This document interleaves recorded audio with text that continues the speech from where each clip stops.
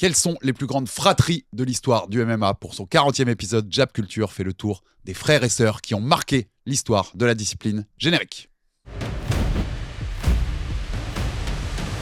Et Aldric, on se retrouve dans nos studios Ricordia à Nice, numéro 40 de Jab Culture. On a dépassé les 55, Aldric et Nerby, 40 Jab Culture. On arrive à notre 100e épisode ensemble, les deux confondus. L'outfit est toujours nouveau. D'ailleurs, il y a quelqu'un qui a mis en commentaire que j'avais mis 2 fois le même outfit. C'était pas le même maillot d'Italie. Je m'inscris en faux. Il nous faut des preuves de toute façon. C'est ça. Il nous faut des preuves visuelles. Que posé et je te mets au défi. C'était pas le même maillot d'Italie. On t'a parlé de ton maillot de l'Italie. Alors déjà, c'était la Bosnie, pas la Croatie. Ouais. ma langue à fourcher, est bien grave. L'important, c'est qu'on a perdu. C'est terrible quand même. Hein. Le football, ça laisse place à beaucoup d'émotions quand même. Tu vois. C'est terrible. 2014, la dernière, ce ne sera pas avant 2030. Tu as toute une génération d'Italiens qui auront 16 ans ou machin, qui n'auront jamais vu de Coupe du Monde pour un grand pays de foot comme ça. Le jeu était absolument catastrophique. C'est terrible quand même, la chute de cette grande nation du football. Je vais rester focus sur la NBA, ce sera très bien. Exactement. NBA, parce que les playoffs arrivent et on va se régaler. Je sais qu'on aime ça tous les deux. Et puis bien sûr, le MMA, avec nos émissions toutes les semaines, Aldric, et puis l'actu qui n'arrête pas. On parle de MMA. On parle de fratrie, de frères et sœurs, de sœurs, de frères et sœurs, de frères et frères. On va voir un peu qui chacun de nous deux a mis dans son top 10. Comme d'habitude, les rappels, abonnez-vous sur YouTube, sur la chaîne Jab Live, sur Instagram, sur tous les autres réseaux sociaux, TikTok et tout. Faites avancer la communauté, avancer ce bousin. Jab IQ, le jeu de MMA Fantasy League de Jab Life est bien sûr ouvert, jab-iq.com. Vous avez les pronos ouverts pour l'UFC Fight Night de Las Vegas. Moïcano Duncan, le main event. On vous a fait la preview lundi dans Aldric et Nerby. Pas la carte de l'année, mais bon. Faut bien jouer toutes les semaines. Ça se regarde quand même, ça se regarde. Et puis pour pouvoir espérer gagner le gros lot à la fin de l'année de Jab IQ, il faut jouer toutes les semaines. Donc il faut être là même sur ces cartes. Si j'ai noté une petite stat depuis lundi quand même sur ça, le nombre de victoires UFC des mecs qui sont sur la carte de ce week-end, on a dit que c'était quand même une carte beaucoup de prospects. Donc il y a 8 mecs qui ont 0 victoire UFC, 8 combattants, filles aussi, 8 qui en ont 0, 3 qui en ont 1, 6 qui en ont 2, 2 qui en ont 3, et plus de 3, il n'y en a que 5 sur toute la carte. Non, mais c'est une carte très légère, on ne se l'est pas caché. C'est léger quand même, hein. Ouais, c'est quand même très très léger pour le coup. Donc, mais on peut aussi avoir des très bons combats, vous en a parlé lundi. Ça peut être divertissant, mais oui, c'est une carte extrêmement légère, ça c'est une vérité. Le partenaire pour cet épisode du jour, c'est Yam Nutrition, bien sûr, qui est là. Les produits sur la table. Vous avez des produits derrière également. Notre partenaire qui accompagne Jab Life, Aldric et Nerby et Jab Culture, et qui vous accompagne au quotidien pour optimiser vos performances, améliorer votre récupération. Moins 15% sur l'ensemble du site. Yam Nutrition avec le code JAB15. Vous avez le lien du site en description et en commentaire épinglé de cette vidéo. Et on a un mystère. Nerby n'est plus sous Virilis. Le Virilis a disparu. C'est-à-dire que nous ne trouvons plus dans nos locaux chez Green Bull le Virilis. Justine, tu rends le Virilis, s'il te plaît. Il y a quelqu'un qui a embarqué le Virilis. Je veux... Là, ma vraie enquête journalistique des mois à venir, c'est ça. Qui a remporté le Virilis ? Moi, je te dis la vérité, je pense que je vais me soustraire à cette équation. Je suis sponsor Yam Nutrition, donc si j'ai envie de Virilis, je le commande. Tu pouvais le commander. Ouais, c'est tout. Donc, écoute, en tout cas, on va chercher un autre suspect. Je vais traquer dans les bureaux. Mais quelqu'un a du Virilis chez lui, quelqu'un s'est enjaillé ces dernières heures, Aldric Casata. C'est pas grave, comme ça on parle un petit peu de whey cookie avec lequel tu peux faire des pancakes hyper protéinés. Moi, j'ai déjeuné avec ça ce matin, si tu veux savoir. Eh ben, très bien, exactement. La whey de Yam Nutrition, moins 15%. N'hésitez pas à aller voir tous ces beaux produits sur leur site et à profiter, bien sûr, de notre code de réduc. Et puis, ils font partie maintenant des lots à gagner sur Jab IQ. Donc, continuez aussi de faire vos pronostics parce que ça peut vous rapporter du yam. Aldric, on va passer à notre top 10. J'avais une petite news quand même à te dire. Je ne sais pas si tu as vu passer ça cette nuit. Donc, le combat du mois désigné par l'UFC, c'est Moussaïev Bahamondes. Donc là la mémoire courte de notre sport, Aldric, elle dure une semaine maintenant. C'est-à-dire que le Jones Sola de la semaine d'avant, ils l'ont oublié déjà. C'est quand même un meilleur combat. C'est un meilleur combat que Moussaïev Bahamondes. On a beau être proche d'Axel. De l'Italie, je pense que ça en fait trop pour aujourd'hui. C'est quand même... J'apprends à devenir philosophe, moi, avec ça. Il n'y a pas de bonus. Hein. C'est pas monétaire, le fight. C'est vraiment juste sur les réseaux qui mettent ça. Mais franchement, même le CM a la mémoire courte, c'est fou quand même. Le combat du mois, c'est Sola évidemment Jones, largement. Non mais c'est intéressant. Moussaïev, Bahamondes, c'est intéressant d'un point de vue technico-tactique. C'est pas du tout le même combat que Sola. Tu vois, Mason Jones, tu vois. La flaque de sang, j'ai l'impression, a donné le fight of the month. Tu vois. Ce qui est intéressant, c'est le fait de prendre une guillotine au mauvais moment d'un combat et de voir les conséquences qu'elle peut avoir. Ça, c'est intéressant pour les jeunes fighters. Tiens, d'ailleurs, pour les jeunes fighters, le France-Italie reporté à lundi, c'est ça? Exactement. On vous avait promis les images du France-Italie amateur du week-end dernier à Auxerre. Dans cet épisode, on n'a pas encore pu les récupérer. Donc, ce sera lundi dans le Aldric Energy. On vous proposera ce petit débrief avec les images, comme vous avez fait déjà pour le France-Hongrie. Non, le combat, on l'avait dit, il est cool à voir. Et puis, même, tu as même le grab fence, tu vois, quand il agrippe le truc, le coup de tête. Donc, il y a des trucs intéressants. Il y a des choses à dire sur le combat. Le grand de Moussaïev, super intéressant. Le striking de départ de Bahamondes, super intéressant. Mais c'est pas, en fait, pour moi, il allait un peu vite le CM. Mais c'est pas grave. On s'en fout de ça. C'est John Saul, clairement. Ce qui est important, c'est là où on va. C'est pas ce qu'on a fait. C'était pour le clin d'œil. Et puis, comme au jour où nous sommes diffusés ce jeudi, vous pouvez retrouver l'interview d'Axel Sola qu'on vous tease depuis quelques jours. Elle est dans le Grand End Talk qui a été diffusé hier soir, mercredi. Donc, n'hésitez pas, si vous ne l'avez pas encore vu, sur la chaîne YouTube de Jab Life. Axel Sola qui revient en détail sur cette guerre inoubliable contre Mason Jones. On a aussi Samba Sima, Sohan Karpay, le petit amateur réunionnais qui vient nous raconter toute son histoire, la cagnotte pour pouvoir venir faire les combats en France.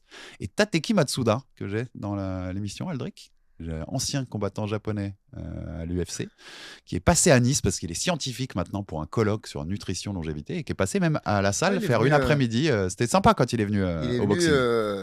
Il est venu se prendre quelques clés de bras et soumission. Exactement. Mais non, très bon niveau encore. Ouais, puis on parle le jeu MMA japonais, le développement, l'évolution, donc c'est très cool. N'hésitez pas, si vous n'avez pas vu ce Grand End Talk, il est dispo. Les fratries du MMA, Aldric. Premier constat avant qu'on donne notre top 10, quand j'ai commencé à faire le truc, il y en a plein en fait. Ouais, il y en a pas mal. Mais il y en a des dizaines et des dizaines quand tu regardes bien. Je pense qu'en tout, il doit y en avoir presque une trentaine. Ouais, moi je pense que j'en ai vu plus même passer, avec même des petits trucs, tu vois, des trucs qu'on note moins, mais il y a... Je suis étonné, en fait, quand je dis je suis étonné, c'est plutôt une question que je vais te poser. Ça t'étonne pas en fait? Tu sais, c'est un sport un peu... C'est un sport, une fois que tu as quelqu'un qui le fait dans la famille, ça se fait un peu en famille aussi, le MMA, tu vois, ça convainc les autres. Tu sais, j'avais Océane Sanson récemment en interview qui me disait que son petit frère avait débuté le MMA à cause d'elle. D'accord. Donc tu penses que c'est un truc qui est un peu familial, ce sport-là, tu vois, qui réunit les familles. Jusqu'à présent, c'était pas connu. Donc effectivement, t'amenais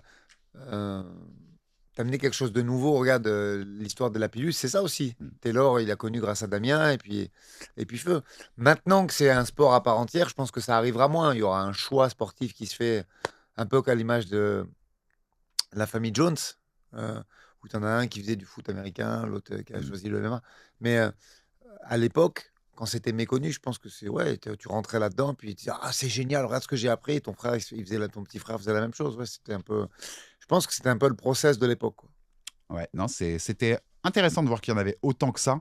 Il y a même des grands noms de l'histoire, mais qui ont des frères, c'est marrant, qui ont beaucoup, beaucoup moins marqué. On s'en parlait en off juste avant l'émission. Matt Hughes, avec son frère. Ouais, on peut le dire parce que lui, ils sont juste honorifiques, je les ai pas vus. Voilà, je déchiffre des gens qui ne seront pas dans notre top 10. Matt Serra, qui avait ancien champion aussi, welterweight, qui avait aussi un frère. Moi, j'avais les Miller. Oui. Jim Miller et son frère, Joe Lawson, que moi j'ai adoré, qui avait son frère Dan aussi. Il y a plein de fratries en fait qui ont marqué l'histoire de ce sport. Et depuis les débuts, à commencer, mais ça on déflore rien parce que peut-être qu'ils sont dans des tops, commencer par les Gracie, en vérité. Alors moi j'ai pas mis les Gracie parce que famille, là ils sont vraiment nombreux, tu vois. Là tu mets.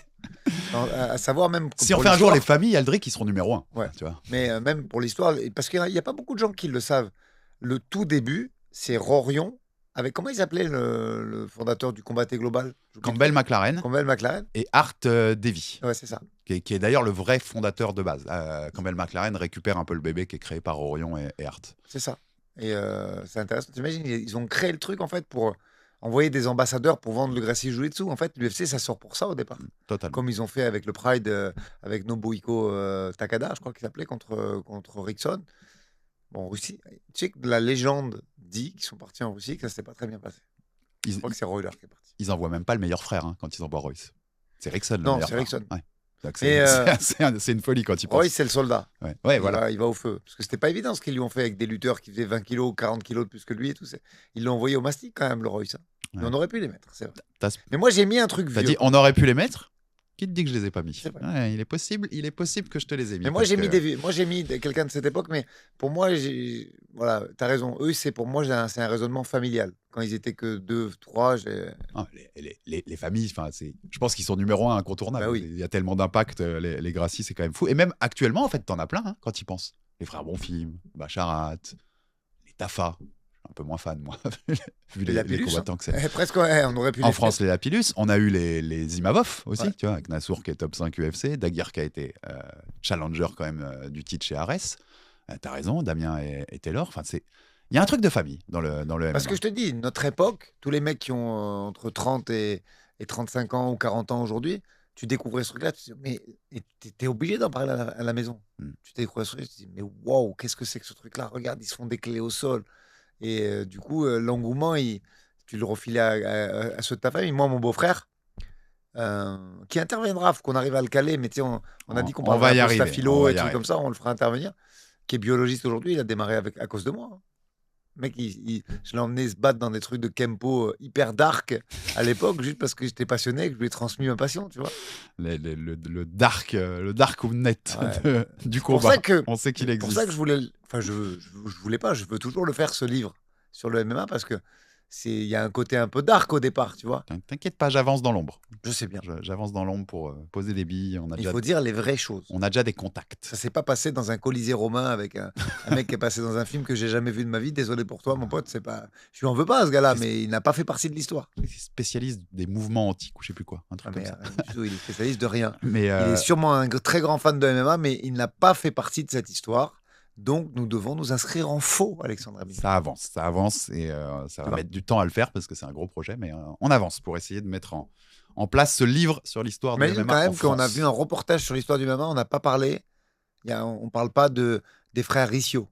On parle en plus, j'ai préparé mon intro avec des frères Schiavo. Mais en vrai. Des frères Fernandez. Alors, moi, je te mets un bémol en fait là-dessus. C'est que tu as raison. C'est-à-dire que ça, c'est un projet. C'est pour ça que notre projet va être intéressant. C'est un projet de livre. Il faut 200 ou 300 pages pour expliquer. Ah oui. Tu fais ça en film. La vraie histoire, tu l'as fait en film, ça dure 4 heures. Ouais. Ça dure 4 heures. Mais franchement. Il faut aller voir 50 personnes, ça dure 4 heures. Il y a 3 mois de montage. D'ailleurs, c'est injouable. J'ai réfléchi, il faudra faire un film, il faudra faire un livre, mais tu sais, soit avec des codes barres ou des machins, avec un rappel vidéo, parce que tous ces anciens, faut les écouter quand même. Tu peux mettre les témoignages en vidéo, mais créer un vrai film, tu vois, machin, ça aurait été un enfer. Je te jure que ça aurait été un enfer. Parce que les gars, je vous jure, c'est croustillant. Hein. Ce qui s'est passé. Ils avaient des boules de pétanque dans le caleçon, les premiers. Aller se battre en 24 heures, aller se battre, aller faire des défis. Il y en aurait des trucs. Il y en aura. Il n'y a pas, il y en aurait. Pas mettre au conditionnel. Mettre au futur. Il y en aura des trucs à raconter. Parce que moi, j'y étais. Boule de pétanque dans le caleçon, sans doute ce qui se passe pour l'homme qui a volé le virilis en ce moment. La boucle est bouclée sur cette anecdote. On démarre notre top 10. Les fratries dans l'histoire du MMA, numéro 10, Aldric Cassata. Les frères Ousmane. Ah bah j'y ai pensé forcément, mais tu les rentres avec Mohamed? Ouais. S'il a quand même 6 combats, Alex, il a 6 combats à l'UFC. Il a fait le The Ultimate Fighter. Dopage. Nous sommes moralisateurs maintenant. Non, mais je sais pas. Peut-être que ça a changé, qu'on travaille pour l'USADA ou. Non, pas du tout. Ou la FLD. Dis-moi si c'est le cas que je sache à qui envoyer ma facture de fin de mois. Pas du tout. Il y a un truc du Pride. Mais là, il est en ce moment. Il est suspendu là. Maintenant. Moi, je te demande juste en termes d'exposition. Le mec était au PFL. Il fait le The Ultimate Fighter. Il signe. Il fait 6 fights à l'UFC. Et son frère est une légende. Si tu me trouves mieux. Alors, je l'ai même pas fait. Je vais te trouver mieux. Je l'ai même pas fait, mais si on additionne les points Fight Matrix des frères, à mon avis, il est forcément top 10. Hein. Ah, t'as pas regardé ça un peu pour les. Vite fait. Ouais. Vite fait, pour m'inspirer, pour regarder que j'étais dans le vrai, tu vois. Mais je vois pas. Sur le record et tout, c'est solide les deux. Alors, bien évidemment, le grand frère est moins bon. Enfin, le gros, pardon, est moins bon que le petit. Ça, c'est une réalité. Il n'était pas super technique, Mohamed. Hein. Il y a un grand écart, en fait, entre les. Néanmoins, aujourd'hui, qui peut se vanter d'avoir fait le PFL, l'UFC, le The Ultimate Fighter? C'est une carrière déjà solide, Alex. Hein. Plus de 5 fights à l'UFC. Parce qu'on parle en fait, il faut raisonner comme ça, en fait. 2e contrat à l'UFC, plus le The Ultimate Fighter, plus le PFL. Sur les 800 fighters du roster... Non, t'en as pas beaucoup. Et il le remporte, le teuf. Je crois, ouais. Mohamed. Donc, non, mais donc c'est solide. J'y ai pensé, mais c'est vrai que moi, je te dis, c'est même pas une question de moralisateur, machin, mais comme il est suspendu maintenant, et que je trouve qu'il a... J'ai pas de souvenir, si tu veux, il n'y a pas un moment de Mohamed qui me... Tu me dis Mohamed Ousmane, j'ai pas un moment qui revient en tête. Fautif. Tu vois. Tu les regardes pas, toi? Tu n'aimes pas trop les Moins. trucs, toi? Et je suis pas sûr d'avoir vu cette saison, je t'avoue. Le poids lourd, ça a dû avoir les poils qui se hérissent. Voilà. Mais j'ai pas de moment marquant en fait de ce mec-là. Alors que, en général, là, dans les mecs, j'ai des moments marquants. C'est solide. Là, je vois que tu as fait ton petit sourcil grincheux. Je vois que tu ne l'aimes pas. Néanmoins, c'est solide, Mohamed Ousmane. En fait, j'ai des poids lourds. T'inquiète pas. Okay. J'en ai. Il mérite. En plus, il y a des belles fratries chez les poids lourds. Moi, 10, c'est un peu. En plus, dédicace à Trash Talk aussi, dont on adore les top 10. On l'a déjà dit ici. C'est un peu une mention parce que c'est pas une orga de niveau en vrai top, tu vois. C'est pas l'UFC, c'est sans doute même pas le PFL, mais l'histoire, je la trouve extraordinaire. C'est Angela Lee et Christian Lee. Ok. Au One Championship. Ça me permettait de mettre un frère et une sœur ensemble, parce que je sais pas si t'en as, des frères et sœurs. Mais en fait, en plus, il n'y en a pas beaucoup. Il y a Pereira, forcément, mais avec sa sœur, mais elle vient de démarrer, c'était compliqué. Il y a Norcut. Ouais, c'est Norcut et sa sœur, t'as raison. En vrai, il n'y en a pas mille. Hein. Non. En frères et sœurs. Des histoires. Et puis eux, c'est quand même assez fou. Alors en plus, il y a la petite sœur Victoria Lee, tragiquement décédée fin 2022. C'est ce qui fait d'ailleurs que Angela prend sa retraite l'année d'après. Mais il y a quand même un truc même historique chez eux. Donc le Christian, il est 2 fois champion light heavyweight au One et 1 fois champion welterweight. Alors c'est 170 et 185. Donc c'est 77 et 84. Ils sont décalés d'un rang, les catégories au One. La sœur, elle est championne atomweight, donc strawweight en fait pour l'UFC, donc 52 kilos. Elle a 2 fois aussi été challenger pour la ceinture des strawweight chez eux, donc flyweight moins 57 chez nous, enfin à l'UFC. Et en fait, il y a 2 trucs historiques. Angela, c'est la plus jeune championne d'une grosse orga de l'histoire, hommes et femmes confondus, 19 ans, quelque chose comme ça. Et en 2019, quand Christian d'ailleurs il bat Shinya Aoki, mais moi, respecte à notre top 50 pour devenir champion lightweight, c'est la première fois de l'histoire, et je pense pas que ce soit arrivé depuis, qu'il y a un frère et une sœur, champions du monde de MMA, d'ailleurs c'est dans la même orga, mais champion avec une ceinture de champion dans une grande orga mondiale de MMA. Donc je trouve que l'histoire, toi, pour un truc fratrie, c'est quand même assez cool. C'est bien rattrapé, c'est intéressant, parce qu'après avoir râlé sur Kamaru et Mohamed, le mec est allé me chercher le champion du GFA. Franchement, t'as abusé, mais là, tu t'es bien rattrapé sur l'histoire. Sur le dictacticiel, tu t'es bien rattrapé. Ouais, en plus, par rapport au thème de notre top 10, il est bien celui-là quand même. Et Angela Lee, elle était invaincue à 52 au One. Il faut aller voir, il y a des combats. Quand elle prend le titre, c'est Mei Yamaguchi. Le combat, il est banger total. Les deux sont intéressants. Même Christian Lee, il est toujours double champion actuellement au One. Alors il combat pas souvent, il y a des problèmes et tout. On peut arrêter de parler de ça comme une organisation. Non, je sais. Plus, moi, Personne défend, tout le monde s'en va. Les mecs, ils combattent tous les 14 mois, les 18 mois. Franchement, c'est pas une orga. Qu'est-ce qu'on a dit lundi? C'est une pyramide de Ponzi, plus qu'une orga. Ouais. Je suis d'accord. Mais l'histoire est belle pour une fratrie. Ouais. Et en plus, petit clin d'œil à Victoria, la petite sœur, qui était partie, je crois, à 3-0 avec 3 finishes avant son décès tragique. Donc, c'est mes numéros 10, les frères et sœurs Lee, Christian et Angela. Numéro 9, Aldric Cassata de ce top 10. C'est pas tes vrais frères. Ok. Donc, je pense que je les ai dans le top 10. Ouais. Ken et Frank Shamrock. Ouais. Je les ai un peu plus haut, mais je les ai, ouais. Obligé. Ken et Frank Shamrock. Obligé, old school. Pour ceux qui ne connaissent pas, c'est les tout débuts de l'UFC, même avant. Pas pour Frank, pour Ken, c'est avant. Puisqu'il était dans la Ligue Pancras. C'est les premières grosses équipes aussi. Parce qu'ils ont commencé à faire leur équipe. J'avais le nom en tête, il vient de m'échapper. Lions Den. Ouais. Donc, premier team un peu connu, sur lequel il y avait du merch, tout ça, ou qui organisait des stages. Il y avait Jean-Robert Monnier qui était parti s'entraîner là-bas, un des premiers Français. Pas qui était parti s'entraîner là-bas, Alex, qui a fait partie de cette équipe. Ouais. Après, il est allé dans l'équipe de José Aldo, chez Nova Union. Mais Jerry a fait partie de cette équipe pendant un petit moment, en allant s'entraîner sur place, en combattant pour eux, je crois, au King of the Cage. Et ils ont instauré des trucs solides. C'est vrai qu'après, ils sont affrontés carrément.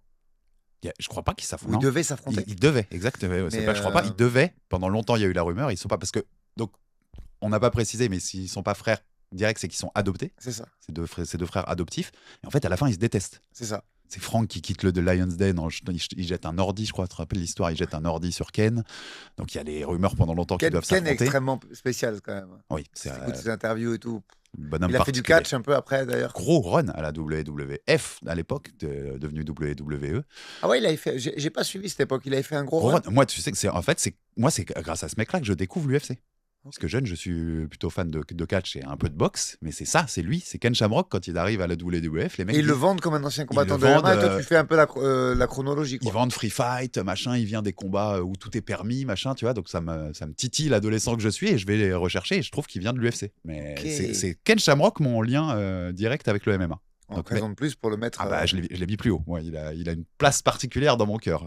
En fait, ils sont des pionniers, ils sont précurseurs, mais après, il a fait des gros main events, notamment contre Ortiz, mais ça manque un peu quand même. Oui, c'est très pionnier. T'as raison. Étoffé, quoi. C'est très pionnier. Il est champion super fight. À l'UFC 6, je crois, Ken, contre Dan Severn. Il le perdra un peu plus tard contre, je crois, que le même Dan Severn. Il est champion au King of Pancras, tu l'as dit, mais c'est les orgas qui parlent moins, quand même, qui sont moins modernes, clairement. C'est mythique. Oui, voilà. Pas... Franck, quand même, c'est solide. Hein, parce qu'il est champion middleweight UFC. Alors, à l'époque, middleweight, c'est 199 pounds, c'est 90 kilos. 4 défenses victorieuses. La dernière, c'est Tito Ortiz. Après, il se barre de l'organisation en champion. Donc avec 5 victoires dans des combats pour le titre. Franck était beaucoup plus fort. Champion light heavyweight moins 80 au WEC et au Strike Force. C'est un peu le champion Zoufa quand même, hein, tu vois. Après WEC light heavyweight. Oui, je suis d'accord. J'ai même pas besoin de finir ma phrase. Les pointus, vous avez compris ce que je voulais dire. Complètement. C'est pas là où ils avaient les meilleurs combattants. C'était plutôt Norga 66, 70. Là, ça performait. En fait, ce que je veux dire, c'est que les deux réunis, ils ont quand même bien marqué l'histoire du MMA, tu vois. Ils ont des titres chacun. Franck était beaucoup plus fort. Et je pense que s'il n'y avait pas eu cette influence et dans une autre équipe, il aurait même peut-être faire une carrière encore meilleure. Parce qu'il était vraiment doué, je trouve. Oui, il était fort. Ouais, je suis d'accord. Donc, ce Lion's Den qu'il a quitté avec fracas. Donc, numéro 9, tu verras où je les ai un peu plus haut, en effet. Les frères Shamrock, enfin les frères, entre guillemets. Ouais, Shamrock. C'est pas des vrais. Bon, attends, ils ont le même nom. Hein, en 9, j'hésitais entre deux. Je te dirai avec qui j'hésitais à la fin, parce que peut-être que toi, tu les as. Mais j'ai fini par donner un peu pour le côté, le nombre de combats et tout, parce que c'est marrant, les frères Overeem. Alistair Overeem et Valentin Overeem. C'est surtout Alistair, quand même, qui est le plus connu. Attention, Valentin, alors là, par contre, on va loin. Hein. On retourne au Too Hot to Handle. Et Valentin, dommage, en fait, le transfert de la sauvagerie qu'il avait au Too Hot to Handle, on l'a pas vu au Pride, je trouve. Tu vois ce que je veux dire ? Il y a deux mecs comme ça, moi je suis profondément frustré. C'était Valentin et le striker aussi méga fort qui a fait un no contest avec Wanderlei Silva pour coup dans les parties, qui était exceptionnel aussi. Okay. Il va me revenir le nom, je vous le dirai après, c'est pas grave. Et ces deux transferts-là qui vont au Pride. Ça se répercute. Et en fait, ça confirme pas au Pride. Mais d'ailleurs, ce sont des sauvages. Valentin, il est son bilan. Gilbert Yvel. Ouais, son bilan total, Valentin, il est même négatif en MMA. 33 victoires, 35 défaites. Donc c'est pas, tu vois, un nom qui a beaucoup marqué, enfin qui a un palmarès de fou en termes de nombre de victoires et tout. Mais il a apporté un truc. C'est marrant ce que tu disais, parce que j'allais dire, c'est Alistair le plus connu. Mais à l'époque, c'est qu'en fait, Alistair, c'est le petit frère de Valentin. Tu vois, quand il arrive sur le circuit, c'est genre. C'est son protégé. On va voir ce qu'il va donner le petit frère, quoi. C'est le petit frère un peu plus skinny de l'autre. Il était tout maigre, il combattait à moins de 84, Alistair. Ouais, exactement. Ça finit quand même. Et Valentin, c'était un poids lourd, enfin 93 poids lourd. Il est fini, donc Alistair champion au Dream, Strike Force, K1 Dynamite, vainqueur du World Grand Prix K1, mais tu ça sais en que kick. Je te connais tellement que moi je les ai pas mis parce que je savais que tu allais les mettre et je me suis dit comme ça. Parce que oui, on fait des classements, mais c'est quand même pour parler un peu culture MMA et apprendre à Justine et à tout le monde qui sont un peu ces fratries là. Et du coup, je savais que toi tu allais les mettre, donc je l'ai pas mis. Très bien. C'est bien. Mais en plus, on s'en est parlé off, comme je sais que tu vas en mettre deux que j'ai pas mis, et j'étais sûr que tu les mettrais. On se connaît quand même depuis le temps. C'est bien, t'as raison, c'est top 10 parce qu'il y a un peu de côté culture au début. Et pour l'instant, depuis le début, je crois qu'à la fin, on se rejoint toujours sur le numéro 1. On va voir si ça va encore être le cas sur les fratries. Donc, Alistair Overeem, quand même, il a affronté un nombre de mecs. Enfin, tu vois, il a affronté un who's-who. Il y a une époque, on l'avait dit quand on l'avait fait dans le top 50, il y a une époque où Overeem, personne ne veut l'affronter sur la planète. Bon, ça rigole pas du tout. On peut parler de sa prépa physique. Oui, il y a dû avoir un petit problème de pharmacie, on est d'accord. Il y a des trucs effrayants. Tapez Alistair Overeem préparation physique, il y a des trucs effrayants sur Internet. En tout, que je te calcule, ils ont... Donc, ça fait 20, donc ça fait 67 et... donc 65... plus de 120 combats en MM. Ouais, c'est ça. Entre 120 et 130 ceux en boîte de nuit, parce qu'en boîte de nuit aussi, ça a envoyé. Donc moi, je les mettais aussi pour ça. Mais dans mes derniers, un symbole, 120 combats de MMA à deux. dans plein d'orgas à travers le monde. Parce que Valentine, il a aussi été, il est passé partout, hein, Pancras. Et tu sais que c'est son dernier combat à Valentine. Tu sais contre qui il perd? Ante Delija. Au KS? Non, c'était dans une petite orga Gladiateur quelque chose, je crois. C'est Night of Gladiator. C'est une orga. C'est une orga sur de chez Delija. Parce qu'il est passé au KSW Overeem aussi. Mais il a même fait le PFC en France, à Marseille, contre Constantin Gluoff. Il en a fait un paquet. Mais c'était déjà la fin, là. Tu vois, c'est deux mecs qui ont vachement marqué. Au KS, il gagne contre Marcin Rosalski. Et j'ai hésité avec 2 autres frères old school. Mais j'attends parce que peut-être que tu les as. J'en sais rien. On parle de poids lourd aussi. On parle de mecs grands. Russe? Non. T'as pas okay, non, mais parce que je pensais que t'allais mettre Fedor, moi. Fedor et Alexa. J'hésitais avec le Overeem. Okay. Bon. C'était comme on dit. En même temps, je vais te dire un truc. Fedor, tout le monde connaît. Ça va, c'est pas grave. Là, on fait de la culture. Comme on dit, je voulais que ce soit les lits pour la belle histoire, tu vois. Le 9, j'hésitais entre ces deux-là. Et donc, ça a fini. J'ai pris Overeem pour le côté 120 combats à 2. C'est complètement fou. Ils ont été partout dans le monde. Ça représente quand même le MMA. C'est bourlingueur, quoi. Les mecs qui vont partout sur la planète. Donc, Alistair et Valentine Overeem pour mon numéro 9. Numéro 8, Aldric Cassata. Alors, numéro 8, les frères Edwards. Ok, c'est ceux que j'avais pas mis. Donc, ce que je viens de te dire, parce que moi, j'ai pas mis. Léon, on va pas refaire l'histoire. Headshot Dead, tout le monde connaît. Carrière de fou. Fabian, je sais pas. J'aurais bien aimé le voir plus haut, moi. Je le trouve un peu flemmard parce que je pense que physiquement, c'est à peu près le physique de son frère, donc il aurait pu combattre en dessous. Et je pense que ce confort un peu qui se fait à 84 kilos, ça lui a valu de ne pas faire la carrière qu'il mérite. Alors attends, on est pas mal quand même. On parle de ceinture du PFL quand même. Il a été challenger, il a été au sommet du PFL, mais je pense qu'en étant un petit peu plus sérieux sur la diète, parce qu'il a vraiment le même gap que le frangin quand tu les vois côte à côte. Hein. Je sais pas si tu les as vus dans la cage. Je pense qu'on aurait pu avoir quelque chose de mieux et quelque chose de plus efficace dans une KT en dessous. Parce qu'on voit quand même les KT, on l'a vu avec Battle encore ce week-end. Quand c'est pas ta KT, c'est compliqué. Si c'est fort en face, c'est très compliqué. Ouais, t'es sûr que tu les mettrais parce que, comme tu dis, on commence à se connaître. Puis je sais que tu avais Léon. Moi, Léon Edwards, je suis fan. T'as Léon dans le top 50 et que tu m'avais dit combien t'étais fan alors que moi je l'avais pas. Donc je me doutais que ça allait faire la Léon claque. Edwards, fan de tout. Parce que même culturellement, tout, c'est.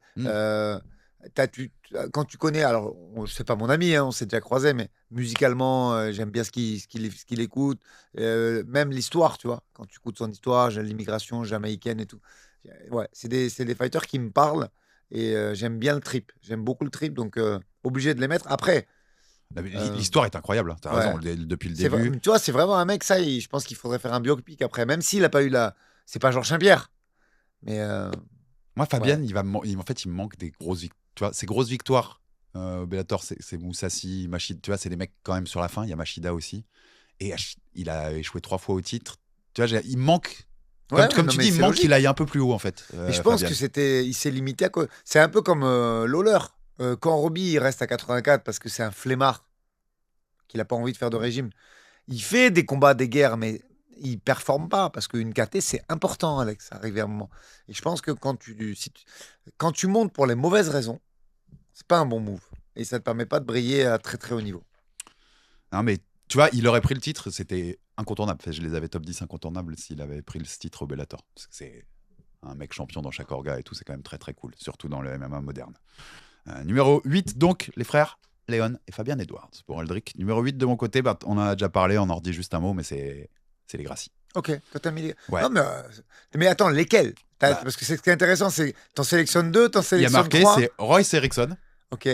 Avec Royler en bonus. Tu vois. Okay. Royler, c'est le petit ajout sur le côté, tu vois, le petit bonus, parce qu'en plus, Royler, il n'a pas une grosse carrière de MMA. J'ai vérifié, il a 5-5 son bilan. Hein. Donc, c'est pas énorme du tout. Il a une courte carrière. Et je te dis, c'est lui, MMA. En fait, c'est lui, dans mon livre, c'est lui qui est parti en Russie. Et ça s'est pas bien passé. C'est possible que ce soit lui. Mais donc, puisque je voulais en choisir 2, c'est Royce Erickson quand même. Royce pour le côté mythique, on n'a rien à dire. Voilà, UFC 1, UFC 2, UFC 4. Mais tu sais, Alex, moi j'aime pas. Ça tombe bien que tu dis ça. J'aime pas quand on dit. T'as pas tort, hein. Erickson était plus fort que Royce. T'as pas tort. Mais en vrai, le mec qui fabrique la Legacy. Parce que là, on parle de Legacy, là. Parce que. Total. Mais c'est pas la même Legacy que celle de Francis. Parce qu'en plus, ça a beaucoup parlé en commentaire. Quand j'ai le temps, je regarde vite fait. Là, j'ai pas beaucoup de temps en ce moment, mais j'ai regardé un petit peu. Ouais, mais Legacy, ça veut dire quoi? Mais Legacy. Là c'est une Legacy qui leur a permis de prendre de l'oseille. Parce qu'ils ont fait les écoles, Gracie, parce qu'ils ont fait leur programme technique, leurs livres, les vidéos. leurs vidéos. Donc, mais en vrai, le mec vraiment qui a installé la Legacy, c'est Royce. Il faut arrêter de... C'est Royce qui a pas tout fait. Mais Royce, il a perdu, il a gagné, il est allé au charbon, il a laissé sa santé. Rickson, alors là, il a une mauvaise santé, mais c'est pas de sa faute. Je crois qu'il a Parkinson maintenant. Mais il est resté invaincu. Il s'est beaucoup économisé. Il a refusé des adversaires. À un moment, Sakuraba, il le voulait. Hein. Ouais, même avant Royce, quand ils font le combat de 90 minutes là, en 2000 au Pride. Oui, Sakuraba, il veut Rickson aussi. Bah oui. Ça se fait, t'as raison, ça se fait pas. Parce que plein de gens ont demandé Rickson. C'est son dernier combat en 2000, qui a un nom aussi cool à toujours rappeler, c'est Masakatsu Funaki, son dernier combat. Mais c'est un énorme what if, en fait, Rickson. T'as l'impression. Ouais. T'as cette légende de il est plus fort, machin. Je crois qu'il est à 11-0 en carrière si tu comptes les combats au Vale-Tudo au Brésil qui sont sur ta peau. Il n'y a que des soumissions. Donc on sait l'as que c'était du BJJ, comme son frère d'ailleurs, qui commence, je crois que les 11 premières victoires de Royce, c'est 11 soumissions. Hein. À cette époque-là, les mecs comprenaient pas ce qui se passait quand le Jiu-Jitsu des Gracie arrivait. Mais moi, j'adore l'histoire de Rickson, parce que c'est un what if énorme. Tu sais, une sorte de figure mythique, tu sais pas trop. Est-ce que ça aurait pu être un délire total, mais en fait, il a pas fait les combats pour. Ah non. Et en fait, le mec qui porte sur ses épaules la Legacy, c'est qui? Oui, c'est Royce. Et d'ailleurs, si c'est Rickson qui va à l'UFC, c'est Rickson sans doute, tu vois, qui porte ce truc-là. Mais t'as 100 fois raison. Qu'on a envoyé au feu, qu'on a envoyé contre Matthews, qu'on a envoyé contre Sakuraba, qu'on a envoyé contre des mecs qui faisaient 50 kilos de plus, c'est qui? Tu vois, donc aujourd'hui, si Gracie, ça veut dire quelque chose. Pareil, parce que en fait, ça colle avec le livre du MMA français. C'est pas nickel chrome, hein, si tu regardes ce qui s'est passé au Brésil. Je vous laisse le soin d'aller vous documenter. C'est pas oufissime. Non. Faut pas voir que le côté obscur le côté clair de la force. C'est ça. Excuse-moi. Faut aller voir un peu le dark. Ouais. C'est pas ouf. Mais pour moi, le mec qui tient tout ça sur ses épaules, s'il n'y a pas Royce, il y a quoi aujourd'hui? Est-ce que vraiment ce qui s'est passé dans un endroit assez confiné, parce qu'au final, il y avait une très faible visibilité au Japon de ce qui s'y passait. Il y a quoi au final s'il n'y a pas Royce? Tu sais, quand j'ai vu aussi les commentaires, on va la faire cette émission sur la legacy globale. Et c'est quoi les différentes legacy? Qu'est-ce qui compte le plus à nos yeux et tout? La famille Gracie, c'est énorme pour ça, je trouve. Il y a différents types de legacy.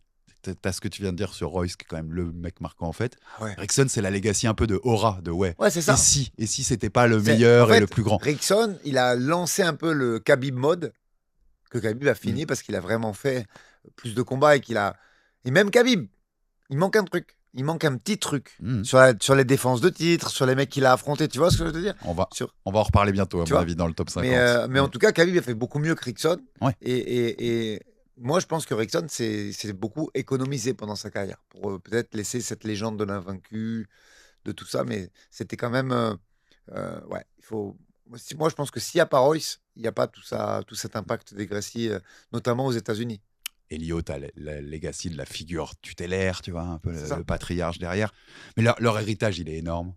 Le JJB, son importance dans le MMA, c'est eux. Le MMA moderne, en vrai, c'est en partie eux. Enfin, tu vois, en tout cas, ça se base sur eux, Rorion, qui crée l'UFC et que Royce va remporter. En fait, je t'ai dit que quand j'y pensais, je me disais, sur les résultats purs, je suis pas sûr qu'ils rentrent dans ça. Mais t'es obligé, en fait, c'est tellement une famille importante. Je voulais mettre deux frères Gracie, quoi. Je voulais mettre, donc ça a été Royce et Rickson. Okay. En numéro 8 de ce classement du top 10. Aldric, numéro 7. J'en ai perdu mes notes, Alexandre Herminet, avec toutes ces histoires qu'on raconte. On est là, j'ai mis un peu de moderne. Les vieux du Muppet Show, tu sais. C'est ça. J'ai mis un peu de moderne. Et en fait, là, ils vont s'arrêter à la 7e place. Mais je pense que ça va aller beaucoup plus haut, en fait. Mais pour l'instant, je peux pas dire. Ils combattent en ce moment même. Il y en a un qui vient de signer avec Richard Mille. Et je trouve son frère Alexandre extrêmement dangereux. Je parle des frères Topuria. Ouais. Parce qu'en fait, là, c'est trop tôt. Au moment où on se parle, il y en a un, il a que 2 combats à l'UFC, Alexandre. Donc, mais je le trouve très fort. C'était très fort. Tu sais que c'est une de mes premières mentions. Et en fait, ça me paraît trop tôt pour... Je te jure... Mais ça te paraît trop tôt, Alex. C'est déjà une légende. Ilia, oui, bien sûr. Mais genre... Alexandre, il est fort. Moi, j'essayais d'avoir où les deux comptent, tu vois, et pas un seul. Et ça se trouve, on refait le classement dans 2 ans, je les mets top 5. Peut-être même qu'ils sont... ils peuvent être... Je vais te dire un truc. Ouais. Moi, il m'a impressionné. Mais ils peuvent finir. Si Alexandre fait un délire et va chercher la ceinture, Ils peuvent être top 1 même. Enfin, tu vois, ils peuvent être podium, voire numéro 1. C'est ça. Donc, mais ouais, c'est trop tôt pour Alexandre, malheureusement, au moment où on le fait. Et surtout que je savais que tu les mettrais pas. Ah non, mais t'as raison. Ilia est déjà une légende et t'as un potentiel énorme avec Alexandre. Donc, le potentiel de la fratrie. Mais ouais, j'ai essayé de lier des fratries, moi, où les deux avaient fait des trucs. Enfin, tu vois. Alors, c'est avait fait des trucs ou c'est on le niveau. Parce que, tu vois, le truc là, c'est que. Moi, j'ai réfléchi avant de mettre et je me dis, ok, attends, il a 7-1. Ouais, mais 2-0 à l'UFC. Et en fait, c'est vraiment le dernier combat qui m'a donné comment dire, qui m'a fait monter dans le train. Voilà. Contre Almakan Bezat, là, je l'ai trouvé très fort et il m'a impressionné, Alexandre Topuria. Vraiment quand je vois en plus comment il avait fait galérer Oumar Nurmagomedov, j'ai dit, wow, c'est fort de fou, Alexandre, en fait. Donc, c'était obligé qu'il soit dans mon top parce que je pense que c'est pas fini. Et à mon avis, peut-être pas champion, mais top 10, il y va. Hein. Top 10, il y va direct. Ouais, mais bon, on en avait parlé au résumé Donc là, de son t'imagines une légende, parce que là, on parle du mec aujourd'hui, qui vient d'amener Richard Mille, qui avait que des grandes stars du sport. C'est ce qui est en train de se...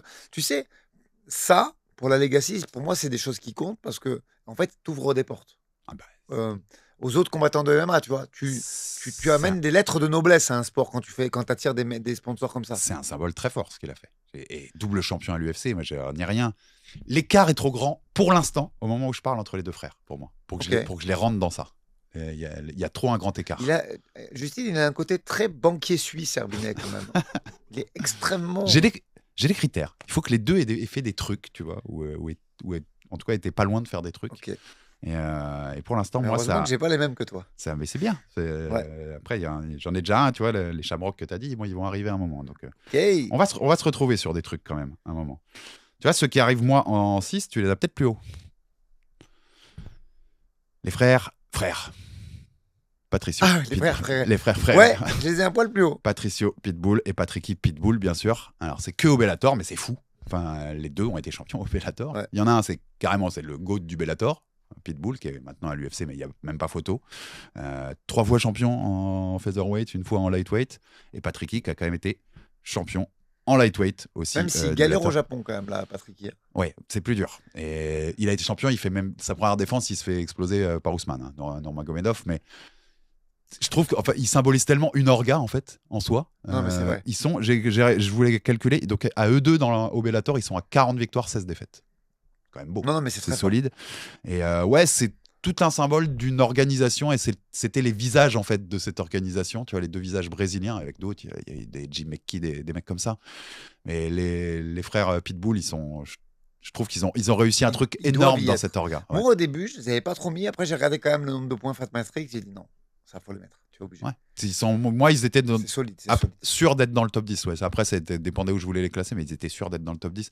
Très, très solide ce qu'ils font au Bellator. Ouais. Je sais pas si tu as vu que on fait une parenthèse puisqu'on parle de Bellator. Donc, le PFL, il y aurait l'idée qu'ils se rebaptise Bellator. Tu sais, quand on parlait du changement de nom. Ah, c'est ça le nom finalement. A priori, l'idée la plus avancée, c'est qu'ils se appellent Bellator. Ok. Là, c'est une très mauvaise idée. Hein. Le Bellator, à la fin, tu vois, ça avait fait son temps. Ouais, c'est ça. Ça avait fait son temps. Mais il y a vraiment des gens qui ont fait des grandes écoles et qui gèrent tout ça. Moi, des fois, je suis extrêmement étonné de tout ça. Il y a des mecs, ils ont été 8 ans sur les bancs de la fac, ils ont appris le commerce. Vous savez ce qu'on va faire ? On va revenir en arrière. C'est bien. Je sais pas si, quand tu as dit ton expression grandes écoles, je pense que tu peux même enlever grande. Parce qu'il y a des mecs qui ont fait des écoles, en fait, dans ces endroits. Terrible. Je trouve que le move, si c'est ça qu'ils font, c'est pas ça qui va changer les mecs. Hein. C'est pas de vous réappeler Bellator, hein. Bien au contraire. En fait, ils comprennent pas que le public, il a besoin de kiffer avec des films, des mises en scène, des choses comme ça. Du storytelling, des choses qu'on leur raconte une histoire, en vrai. Enfin, tu vois. Bon, on a passé sur ce numéro 7, donc pour moi, Patricky et Patricio Pitbull Fréré. Les frères Fréré. Tu sais que, parenthèse, mais Baba a adoré ma référence à Papa Schultz. Il m'a envoyé un message carrément, rien que pour ça. Ancien partenaire. Mais tu sais qu'entre toi et moi, j'ai jamais regardé un épisode de ce truc-là. En entier pas. Si. Ouais, Mais l'intrigue, c'est quoi en fait? En 10 secondes, hein, parce je peux pas te dire, là, c'est vieux, là. J'ai pas regardé masse d'épisodes. Ça parle de la guerre ? C'est en Allemagne, ouais, c'est un mec dans l'armée, je crois. Ça se trouve, en commentaire, on va me dire c'est pas du tout ça. J'ai vu le générique, mais moi je zappais quand il y avait le générique. C'est un mec de l'armée en Allemagne et tout. Voir des gros avec une espèce de moustache comme Ako, moi je zappais tout de suite. Je sais pas comment on peut regarder un programme pareil. Ça passait dans ta salle, tu me l'as dit grâce à ton père. Je t'ai dit que je t'ai raconté l'anecdote. Est-ce que je t'ai dit j'ai regardé un épisode ? Pas dit ça. Mais non. Extraordinaire. Donc, parenthèse totalement. J'assume totalement le fait d'avoir vu des épisodes de La Petite Maison dans la Prairie.